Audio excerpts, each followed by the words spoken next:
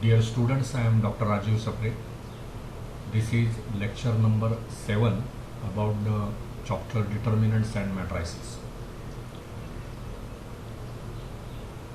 I appeal all of you to subscribe my channel and take advantage of all these lectures. In the previous lecture, I have discussed about various properties of determinant. Two properties are very important. One is, if two rows or two columns of the determinant are identical, then the value of determinant is 0. That is important. So what is the property? Means suppose it is a determinant like this, right? Suppose it is determinant and see, the elements of the determinant are 3, 5 and 8, first row. Second row is -2, 1, 3, and third row is say again 3, 5, 8. So here immediately I should say value of determinant is 0. Why? Because row 1. So here what we can give the reason, R1 is equal to R3, third row and first row sorry, being identical, value of determinant is 0. And second property is this. Generally these two properties we use while solving these problems about determinants. The second property was this, that if you add or means if you multiply a row or column by some constant and add the outcome in the corresponding elements of some other row or some other column, then value of determinant is unchanged. What does it mean? Same determinant you consider now, D, right? Now what I can do, that I will add in R1, that means in first row I will add suppose 3R2. What does it mean? You multiply second row by 3 and add to first row, corresponding elements obviously. So what will be that? This is, see, if you cannot do directly, you can write something like this, 3, 5, 8. So this is first row. To that I have to add 3 times R2. So this I have to multiply by 3. So this will become -6, this will become 3, this will become 9. And when you add, 3 minus 6 is -3, 5 plus 3 is 8, and 8 plus 9 is 17. So my new determinant will be 3, 5, 8. Second row will be I am adding in first row, I am extremely sorry. So first row will be -3, then 8, right? This will be 8, and this will be, instead of it is 17. Second row is -6, second row is -2, 1, 3, it is unchanged. And the third row is 3, 5, 8, right? Now what we can do, see, if you expand the determinant, it will be -3 into, this is 1 8, 5, 3, right? 1, 3, 5, 8, this determinant we have to solve. So it will be 8 minus 15, which is -7. Then middle element I will take -8. Then I have to consider this determinant, -2, 3, 3, 8. So it will be -16, -9.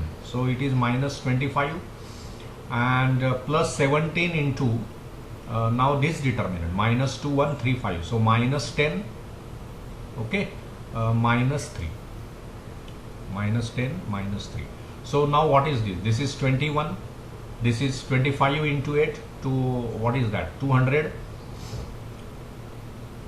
okay. And then this minus 13 and this 17. So 13 and 17, this product we have to take. So what will be that? It will be -221. So this is 0.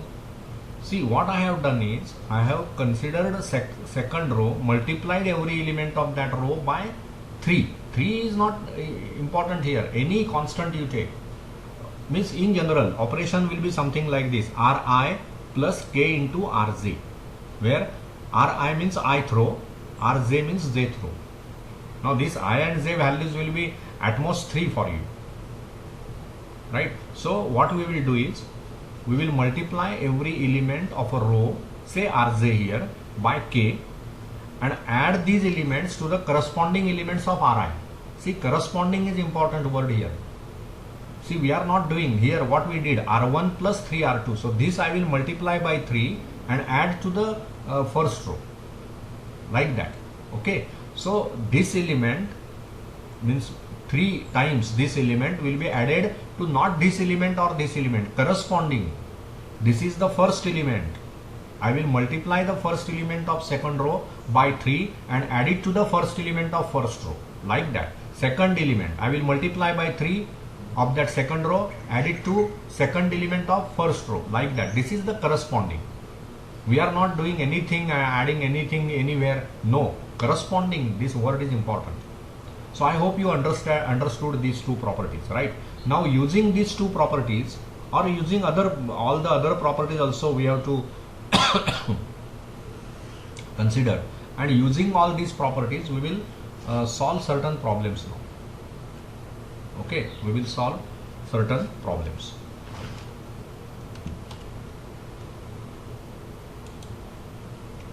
Okay. So what will be the some problems I will discuss one by one.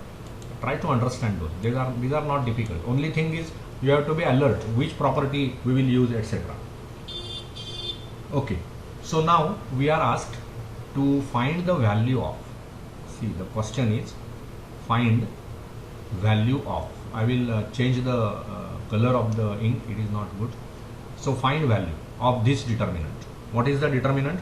It is 10, 57, 107, 10, 57, 107, first row. Second row is 12, then it is 64 and 124, 64, 124, and third row is it is what, 15, then 78 and 121. Okay, so third row is 15, then 78. Let me check it. 15, then 78, and then 183. 15, 78 and 153. Sorry. So 15, 78 and 153. This is the determinant. Now you can directly expand also, nothing wrong, but it is very big values. So we have to, if you start with 10, I have to consider this determinant. So I have to calculate product 64, 153 minus 78 into 124. So it is rather tedious task. So somehow we have to use some properties and manage the things. Okay. So which properties we can use? What we can do is, if you observe these determinants or these columns, when you observe, this is 10, 12 and 13. 10, 12 and 15, first column. This is 15. Second is 57, 64 and 78. So what we can do here is we can multiply, because 57 na, so this is, if I multiply this by 5, it will become 50, this will become 60, this will become 75, right? So, and these numbers are near to that. Similarly, if I multiply first column, all the elements in first column, obviously whenever I say first column, it means all the elements in the first column, not only one element. So suppose I do this now, C2 minus 5C1. What does it mean? Each element of column 1 I will multiply by 5 and subtract from the corresponding elements of column 2. And same thing we will do here, C3 minus 10C1. These two operations whenever you perform, what will happen? C1 will not change because we are subtracting 5C1 from C2, so C2 will change. We are subtracting 10C1 from C3, so C3 will change. C1 will not change. Why C1 should change? So C1 is as it is, 10, 12 and 15. What will be C2? 5C1. So now this is 10. I will multiply this by 5, subtract from 57, so it will become 7. I will multiply this by 5, subtract from this, it will become, what it will become? What? this column will become 12, right? 12 into 5, right? So it is 60, and then subtract from 61, so it will become 4. And then we have this 15 into 5 is 75, subtract from 78, so it will be 3. Now 10C1 I am subtracting from column 3, so this is 100, I will subtract, so it will become 7. This is 120, whenever I subtract from 124, it becomes 4. And finally 15, so when I multiply by 10, it becomes 150, so when I subtract from 153, it becomes 3. Now you can observe here that column number 2 and column number 3 are identical. So now I can say as C2 is equal to C3, right? Suppose I take this as a D, this also will be D, right? So D is equal to 0. Now here, how you came to know that you will multiply by 5 and subtract from second column? How you will come to know that first column I will multiply by 10 and subtract from C3? Only answer is good observation capacity. You should have a standard observation capacity so that you can understand what to do. There is no mechanical procedure here. See, 11th and 12th standard mathematics can be divided, problem solving, in two parts. One is mechanical procedures are there. When such type of problem is asked, you have to use this procedure, right? And here such problems in 12th standard also, there will be many problems where you have to think, where you have to have a standard observation capacity, and by using that observation capacity, you will come to know how to solve this problem. No mechanical procedures here. Okay, now second problem I will erase this, right? This we will now don't need, we don't need this. So okay,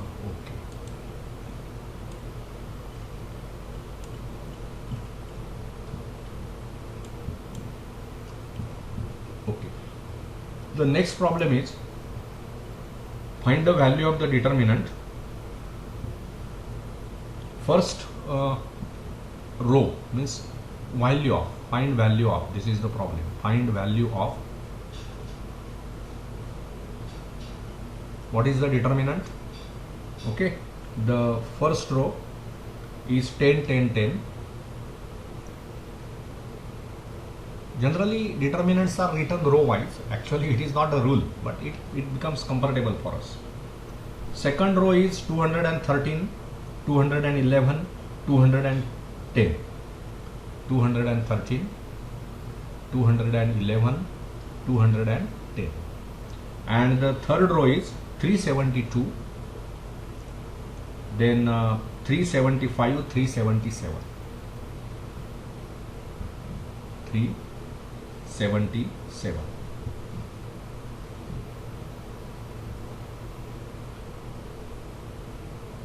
Okay. Now here what happens is this particular determinant, when you see, you will observe one thing, that all the elements in the first row are same and they are 10. Whenever such a thing happens, what we can do is we can bring as many zeros as possible. 2 zeros definitely you will have. What will be those 2 zeros? See, I can subtract from this column,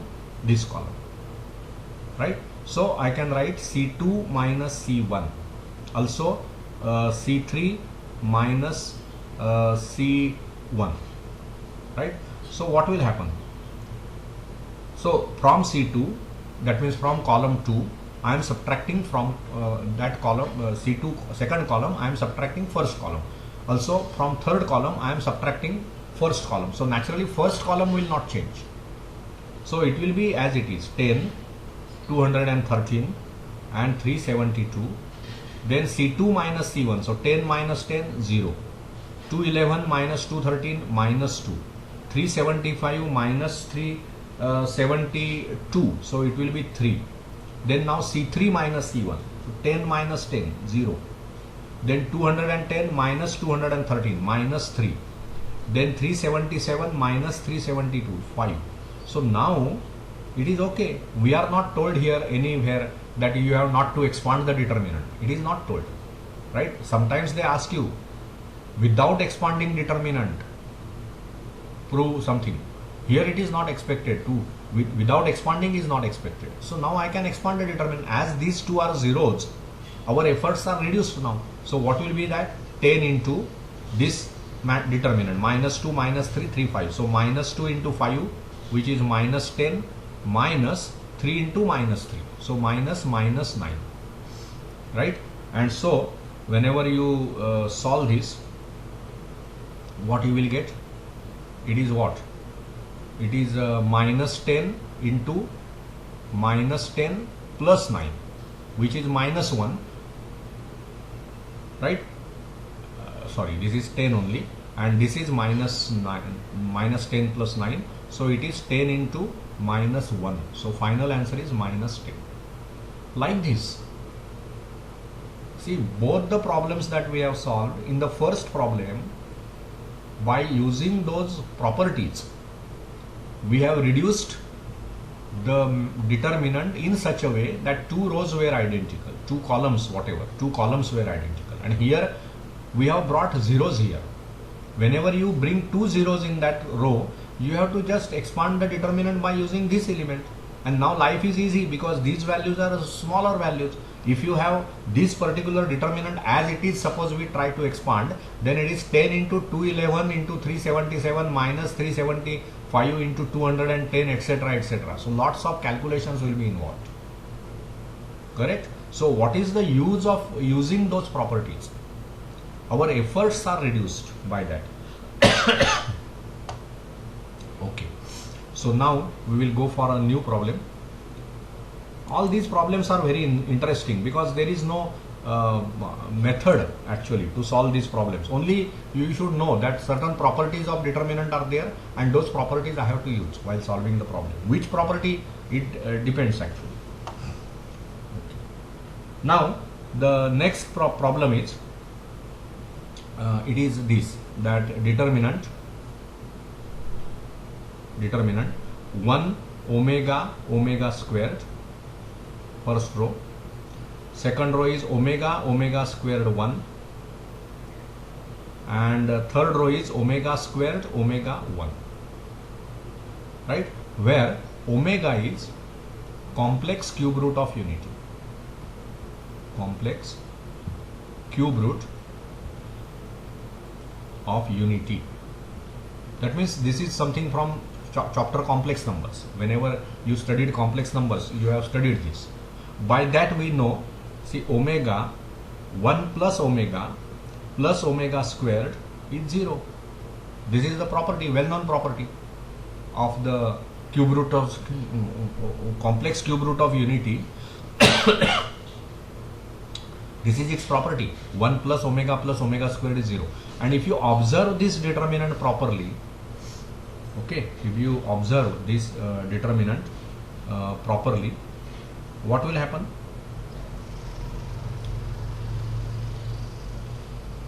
See, if you consider first row, it is 1 omega square. Second row, it is omega squared 1. So same three elements are there, but in different order. And here it is also same, omega squared, omega and 1. And we know that 1 plus omega squared is 0. So obviously what we should do is, we add C1 plus C2 plus C3. So in first column, you add second and third column. So what will be your first column now? 1 plus omega squared. Then here it will be omega squared plus 1. And here it will be omega squared plus omega plus 1. Are you getting? C1 मध्ये मी C2 आणि C3 मिळवतो आहे. मग आता इथे बघा, हे पहिला हा column आहे ना पहिला, त्याच्यामध्ये मला ही एलिमेंट मिळवायचे. म्हणजे 1 मध्ये मी काय मिळवणार? 1 omega and omega square. So this is what you will have. मग दुसऱ्या म्हणजे पहिल्या कॉलमच्या दुसऱ्या एलिमेंटमध्ये मी काय मिळवणार? ओमेगामध्ये ओमेगा स्क्वेअर्ड प्लस 1 मिळवणार, म्हणजेच हे झालं ना. आणि पहिल्या कॉलम मधल्या तिसऱ्या एलिमेंटमध्ये मी ही दोन एलिमेंट्स मिळवणार, म्हणजे शेवटी ओमेगा स्क्वेअर प्लस 1 आलं. बाकी ती एलिमेंट्स बदलण्याची काही गरजच नाही आहे. C2 आणि C3 का बदलतील? तुम्ही C1 मध्ये ॲड करतात त्यामुळे C1 बदलेल, C2 आणि C3 नाही. So this will be as it is omega and 1. So now what you know that this is 1 plus omega squared is 0. So this property we have to use. So this will be 0. This is again 1 plus omega squared. Order may be different, but you know addition of complex numbers is commutative. So if it is omega plus omega square and omega square plus omega, it is one and the same thing. So this is 0 and this is also 0. And then it is omega squared omega, and here it is omega squared 1 1. But now as all the elements in that column are 0, value of determinant is also 0. This is not actually property anywhere, but you can see that see 0, you can expand the determinant by use of column itself. That means if you consider start with 0, then 2 0 you will multiply by this determinant, but then 0 is there, so your final answer will be 0. Same, minus 0 into what? Now this row and this column you will delete. So this 0 you will multiply by the determinant omega squared omega 1. But as it is 0 everywhere in that column, definitely value of the determinant is 0.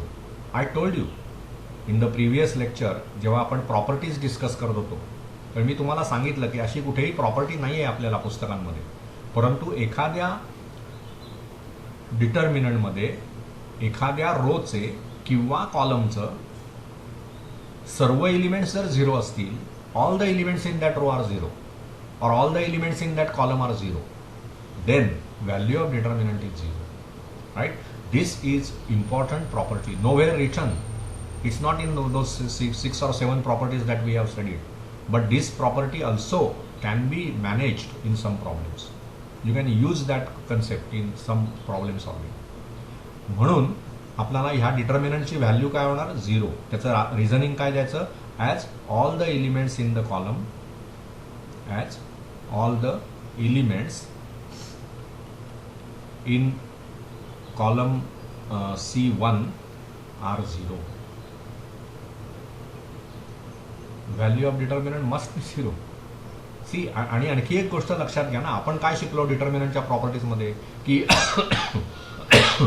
if you interchange rows and columns, value of determinant is 0.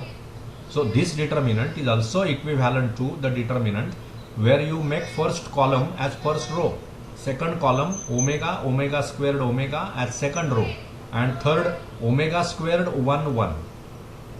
Right? These two determinants are same. And now as all the elements in first row are 0, definitely value is 0. See, generally what happens is we are comfortable with rows. That is why I did this. Actually it is not necessary. When all the elements in a row or column are 0, all the elements in a given row or column, right?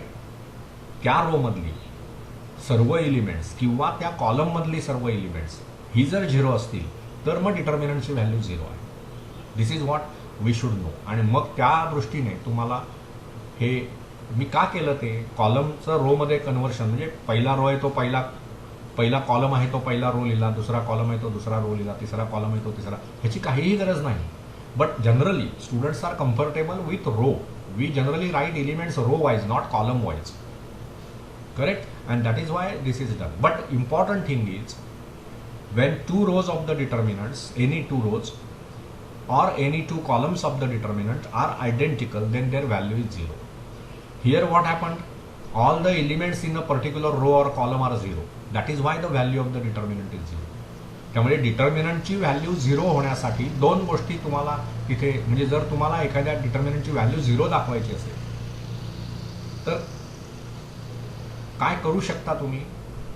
जर शक्य असेल तर you show that two rows are identical, or you show that two columns are identical, or you show that all the elements in a particular row or column are 0.